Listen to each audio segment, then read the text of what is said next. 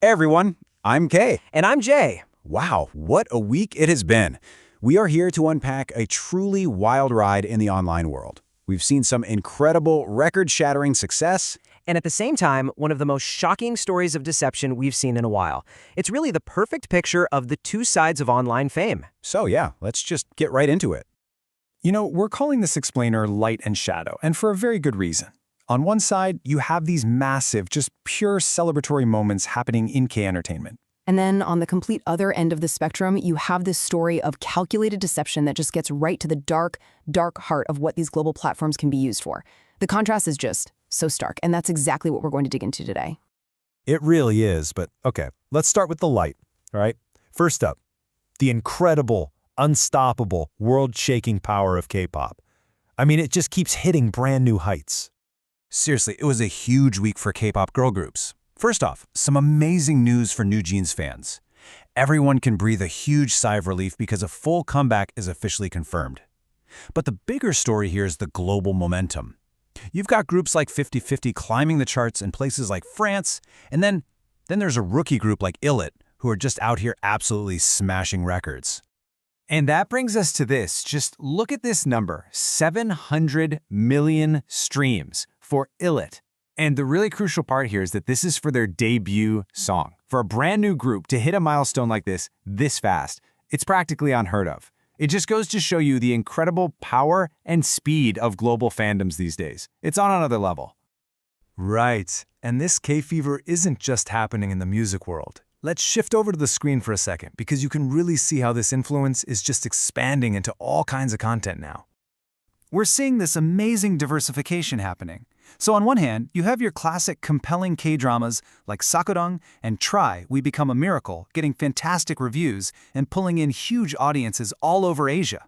But then you've also got something totally different, like K-pop Demon Hunters, an animation that actually takes the themes of K-pop and spins them into a global hit. It just proves that the cultural appeal is so flexible, it can succeed in pretty much any format. Okay, but now we really have to shift gears. We've been talking about the light of all this creative success, but now we have to turn to the shadow, a story that has genuinely shaken the online community. This is a story about the much, much darker side of influence. So this timeline really lays out the anatomy of the deception. You have an influencer, Brittany Miller, who built this huge community of 3.5 million followers. And then she used that trust, claiming she was battling cancer. Her fans, of course, rallied around her, donating money to help her out. But as you see here, under the revelation, the entire thing was a lie. It was a fabrication, which all led to this public apology that, for many people, felt like way too little, way too late.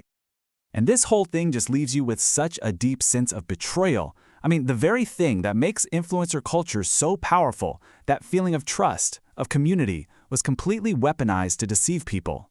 It really makes you stop and ask, who and what are we even supposed to believe online anymore? So let's try to bring these two completely different stories together. On one side, you've got incredible creativity and a genuine global connection. On the other, profound, calculated deception. It's a perfect illustration of the two faces of the internet, isn't it? Exactly. This slide really breaks it down perfectly. The very same digital tools that let a group like ILLIT build a massive global community overnight are the exact same ones that can be twisted and used for deception. It's all part of the same ecosystem.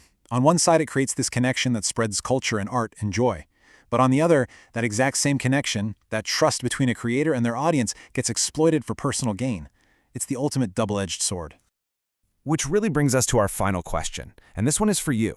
In an online world where fame can be instant and a deep connection feels like it's just a click away, how do we as fans, as followers, as just people online, get better at seeing the line between what's genuine influence and what's just really artful, calculated deception? That's definitely something we'll all need to be thinking about. Thanks for joining us for this one.